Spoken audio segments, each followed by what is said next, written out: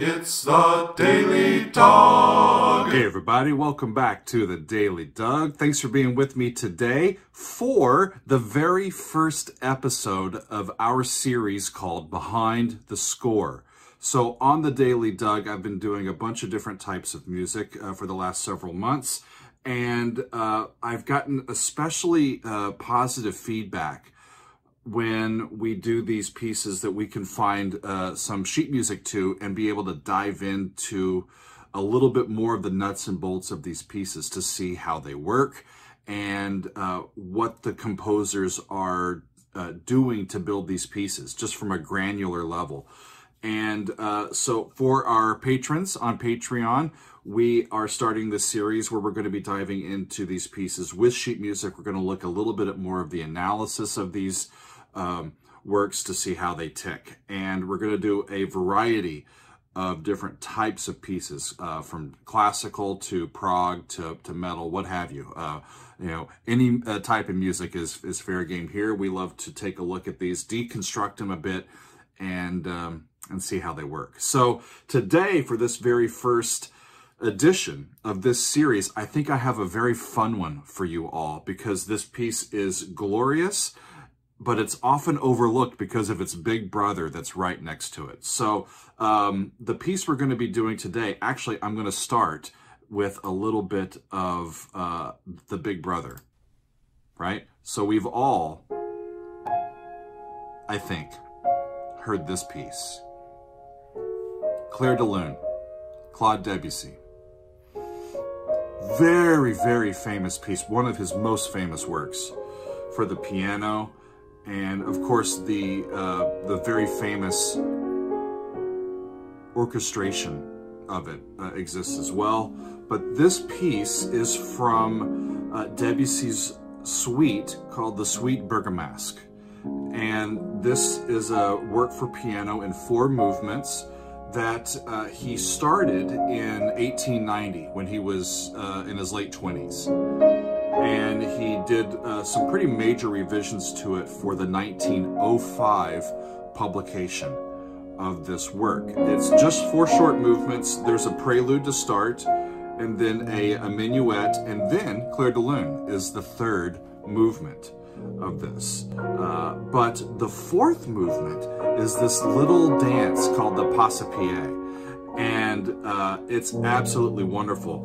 You get through just the sheer beauty of this Clair de Lune piece, and I'm going to go away from that.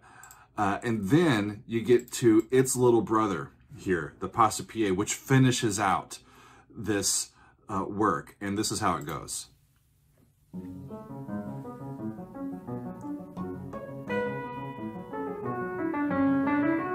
Completely different key from D flat to F sharp minor. Completely different feel, faster tempo, faster moving notes. But this is sublime, right? And the reason why we're doing this one is because I was made aware that there is a version of this by the Punch Brothers, a modern American sort of folk, classical, bluegrass band. And I listened to it this week and thought, this is the one. I have to show you guys this. So we're going to dive into this piece a little bit and see how it ticks. And then we're going to listen to the Punch Brothers do their cover of it. The Punch Brothers, their album is from 2015, so it's been around for a few years, but I didn't know about it until this week. So let's listen to this.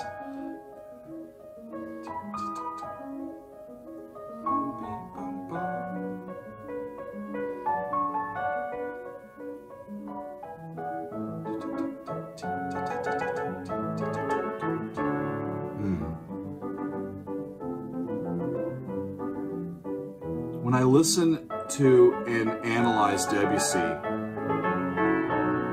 he infuriates me to a point, because I think, I could have thought of that. Why didn't I think of that? He's using these functional harmonies, these traditional sounds in new ways that make it sound fresh, even 100 years after it was written and published.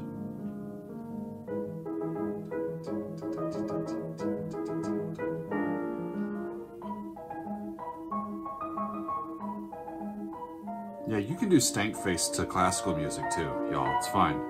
I mean,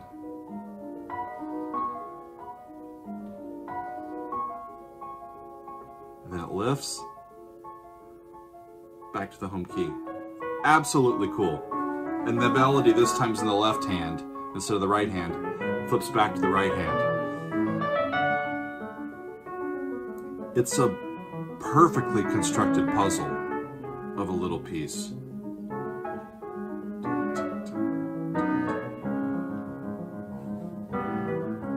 So cool.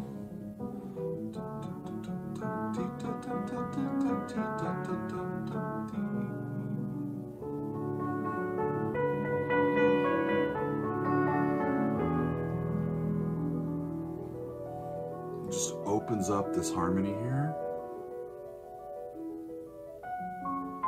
We're going to talk about that chord too. Really neat usage of that chord.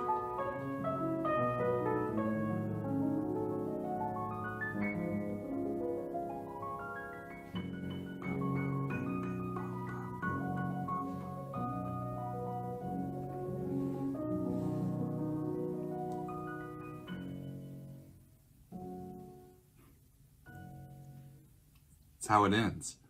That's how the whole suite ends.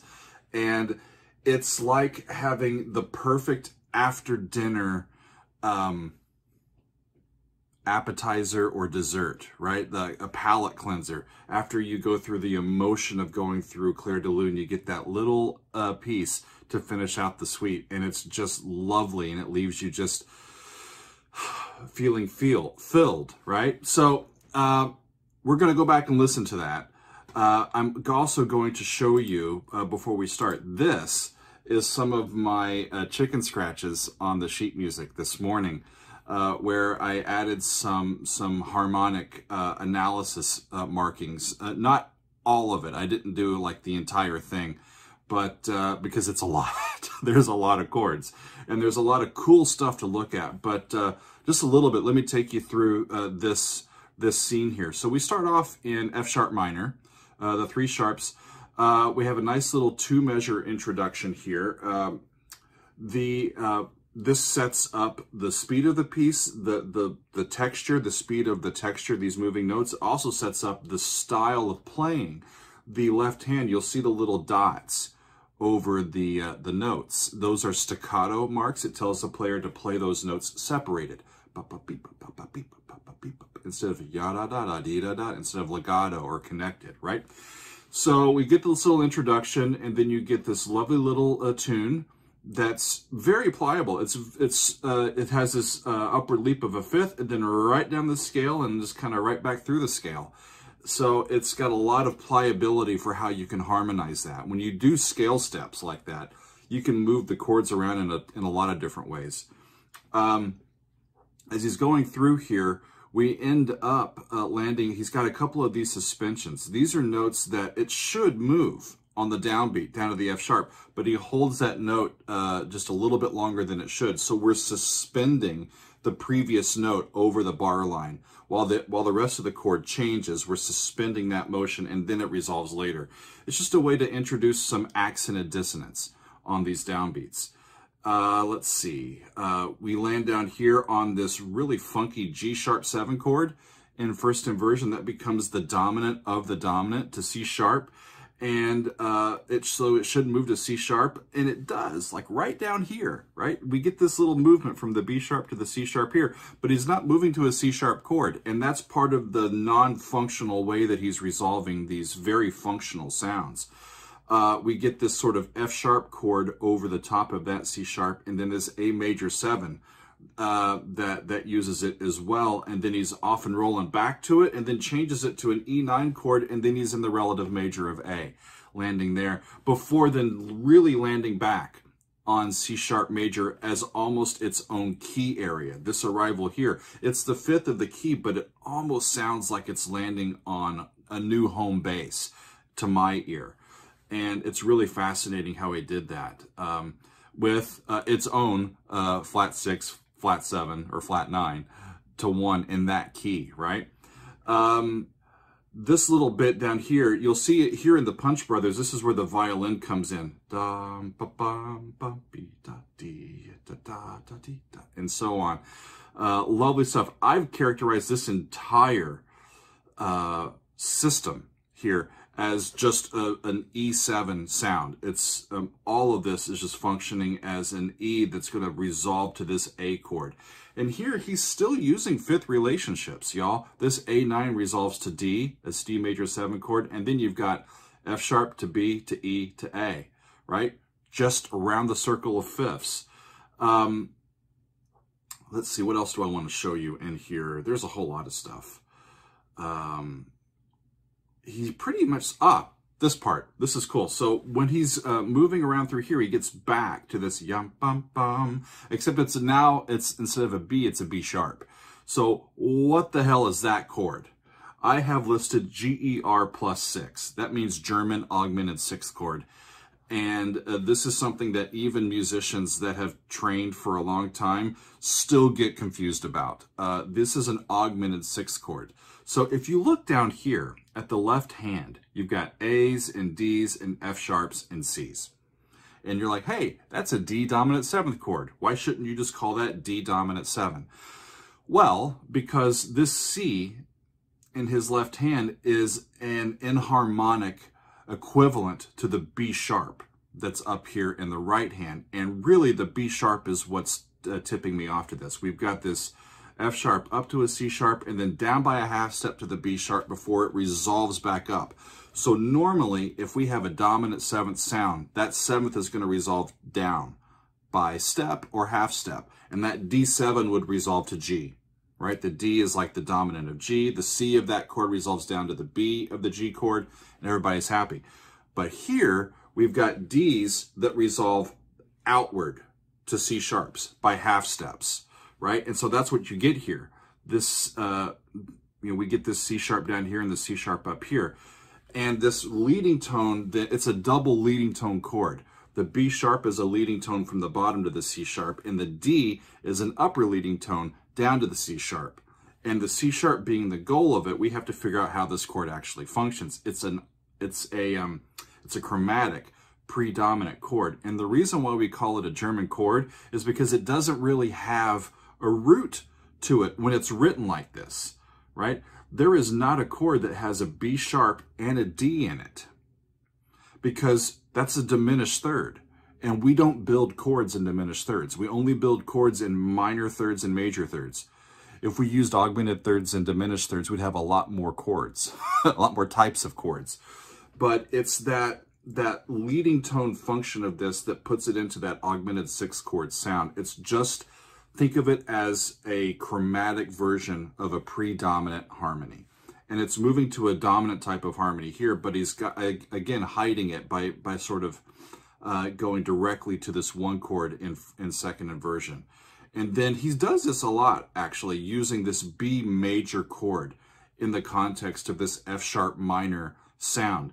It's a major 4 chord. It's a Dorian mode sort of usage of that major 4 chord. It'll come back at the end.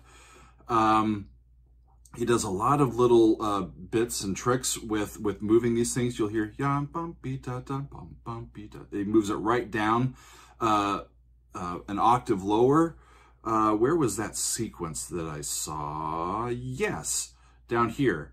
You see these 4 measures, 1, 2, 3, 4, get exactly duplicated down a step, right? So if he writes these 4 measures, and you look at the bass line, it's a really cool, if I was orchestrating this is some of the stuff I might be looking at, is he's got embedded in here in this half beat, a C sharp, down to a B, down to an A sharp, down to a G sharp, and then back, right? And he sets that up. So if I was orchestrating that, I might create a line by that bass line for an instrument that doesn't exist in the original, right? Let's see, and it's really cool because you do these 4 measures, you do the exact same thing down a step, a sequential pattern, and by the time you get to the end here, up here, it was this F sharp leading to this B9 chord as a dominant. Well, down here, you get a step lower, this E9 chord, and that can resolve to the A, the relative major. And we get these fun little bits here. Lands on the, again, what would be if we're in A, this major 4/7 chord, right? And then that D can just resolve to G natural this time. And then since we're in G, we can use the minor dominant. So he uses these little neat deliveries of these harmonies in different ways, and once he does one thing slightly differently, then he can do just normal stuff and it sounds completely cool because it's out of context with what we're used to listening to.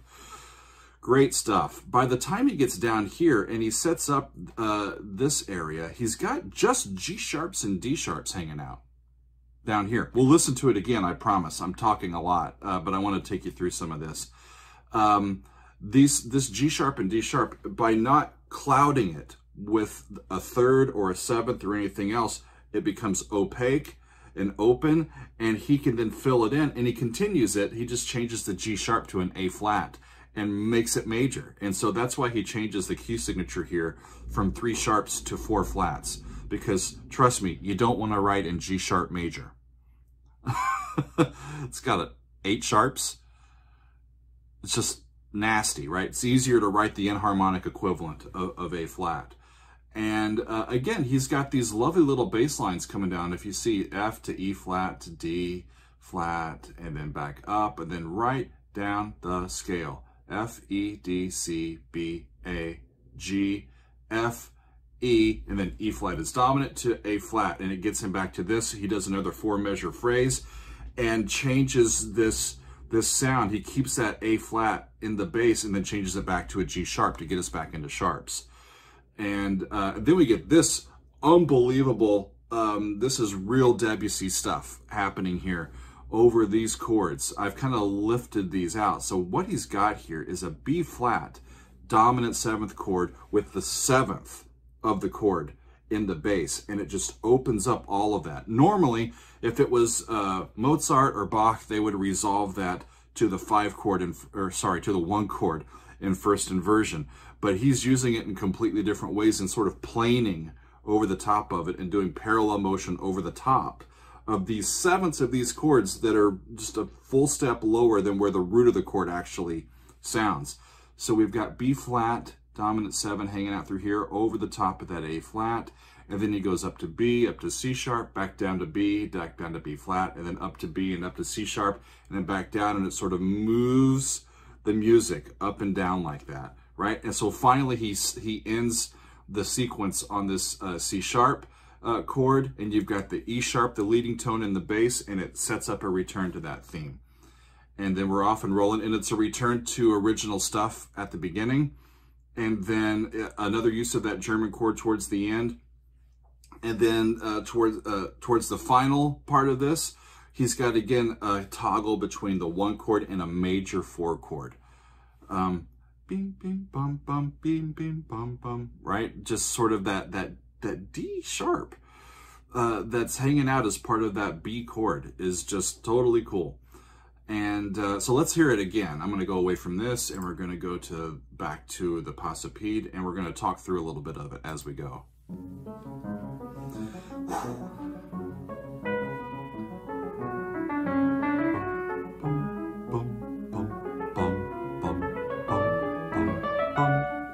Right? Follow the bass line, right? You can picture where a double bass might be going boom, boom, boom, boom, boom, right? And this lands on an arrival on C sharp, even though it's technically the 5 chord. Lovely A dominant 9 to D major 7 in through there. And the consistent left hand is keeping this moving, and then he's going against it with syncopated rhythms, with suspensions and triplets that give it this sort of wavy feel. So there was the German chord, yum bum beam, right? And then it just sounds so interesting in that setting. There it is.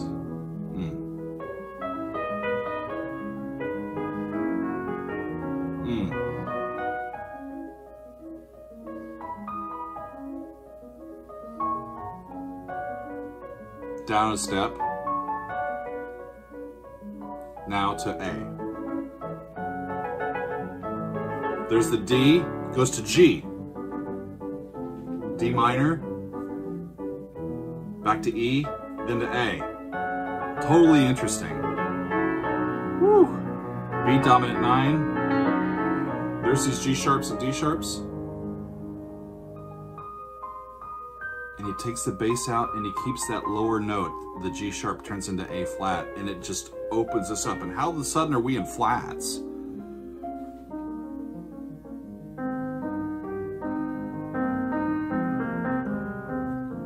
Then he switches back with the G sharp and the bass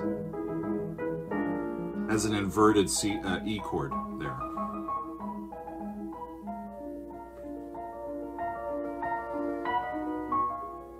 Right? Over that anchor.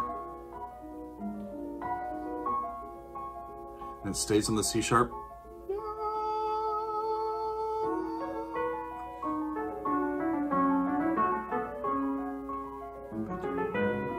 And then sort of a formal recap of the first section.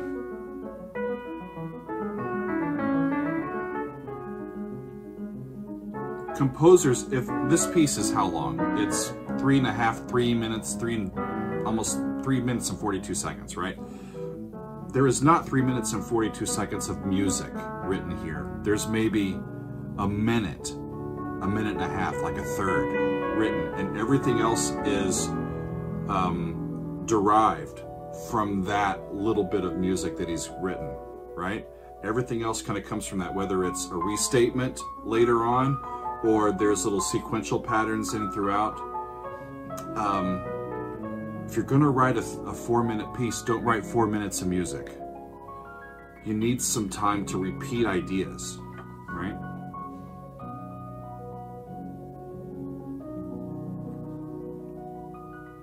And it ends in F sharp minor. One of my favorites of all time. This is something I might give to some theory students and say, try to make sense of what they're doing. And they're like, I have no idea, right? Because we teach them the functional stuff first, and then we show them how some composers take those functional ideas and just change the way that they resolve and use them in fun and new ways. So the real reason why I brought you here, y'all, we got to listen to the Punch Brothers. So this is Chris Teal on mandolin, Gabe Witcher on violin, Noam Pikelny on banjo, Chris Eldridge on guitar, Paul Cowart on bass. A 5-piece band, mandolin, violin, banjo, guitar, and double bass, doing this. And I'm going to show you them doing it live because I couldn't believe the recording. And I actually found a live version of this. And we just got to listen to this because, y'all, they're pretty good. Little introduction that they give us here. This is from a live performance in Boston from 2015, right when this new recording, The Phosphorescent Blues, by then came out. This is actually a rare Punch Brothers cover off of the new record. This is possibly the old-timiest song we'll play tonight because it goes all the way back to the great composer Claude Debussy, who sadly couldn't make it here tonight because he died tragically in the sense that he didn't live long enough to ever hear this arrangement of ours. Too bad, Debussy. This is a piece for the piano that we are going to attempt between the 5 of us, not on a piano. No piano here. Check this out, y'all.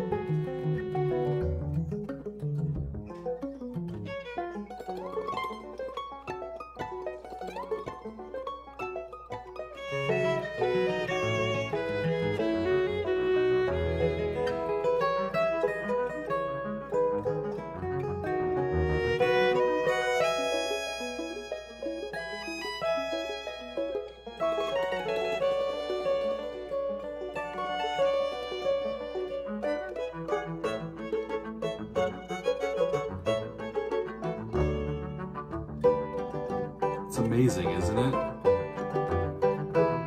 And I love that they're not using scores. All this is memorized.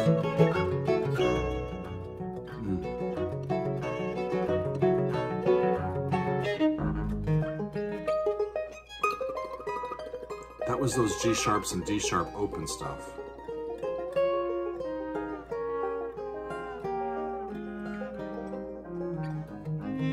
Okay, I gotta point this out. I didn't even realize this. Do you see what the double bass player was doing there?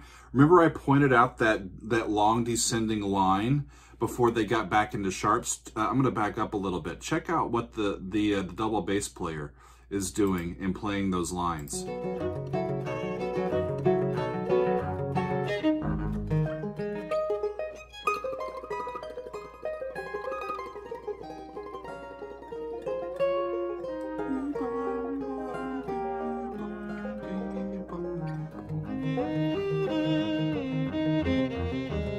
Part of how you make an arrangement for 5 players that was only just for, you know, 1 originally.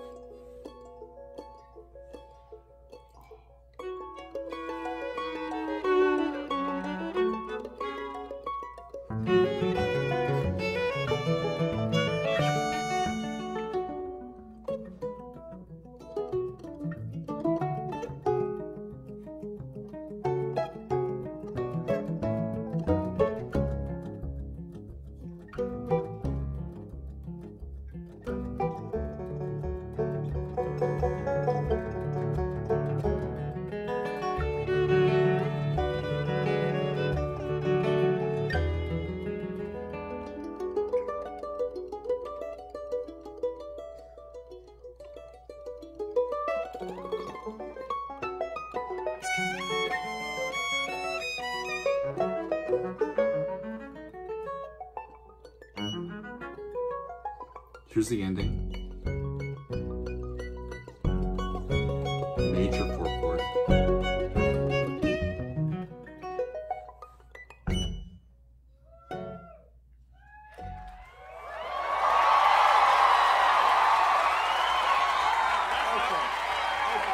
What an amazing band. How about Mr. Paul Code on the bass? Good Lord! Agreed.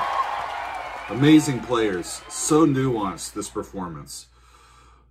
Okay, and there they go. If you've never heard music by the Punch Brothers, you guys have to listen to them. They're one of my favorites. But I didn't know that this version exists. So thanks to David online for letting me know about that and for alerting us to that so we can share it as part of this little look into the Passepied by Debussy, hiding there right behind Clair de Lune, and just as lovely and just as unique and interesting. And how about the Punch Brothers putting out that record 110 years after Debussy published the suite, and it sounds just as fresh and exciting today as I'm sure it did back in the day. So this has been fun. I love diving into this stuff. Feels like I'm back in the classroom. So for all of you patrons that have the appropriate tier to listen to this, thank you for being with us, and send in your requests for what you want to see next. The series is wide open. We can look at whatever we can get our hands on, and just approach it humbly with respect, and see if we can figure out what was in the minds of these artists and composers as they were coming up with these wonderful sounds that we can appreciate today. So thanks, everybody. We'll see you next time on another edition of The Daily Doug.